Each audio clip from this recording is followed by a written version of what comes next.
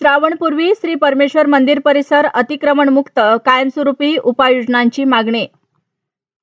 श्री परमेश्वर मंदिर ते जिल्हा परिषद शाळा मार्गावरील अतिक्रमण हटवून वाहतुकीसाठी रस्ता मोकळा केल्याबद्दल श्री परमेश्वर मंदिर ट्रस्टनं नगर पंचायत प्रशासनाचे अभिनंदन केलं आहे। मात्र हा मार्ग पुन्हा अतिक्रमणाच्या विळख्यात जाऊ नये यासाठी कायमस्वरूपी उपाययोजना कराव्यात अशी मागणी लोकनियुक्त नगराध्यक्ष शेख रफिक शेख मेहबूब यांना निवेदनाद्वारे करण्यात आली।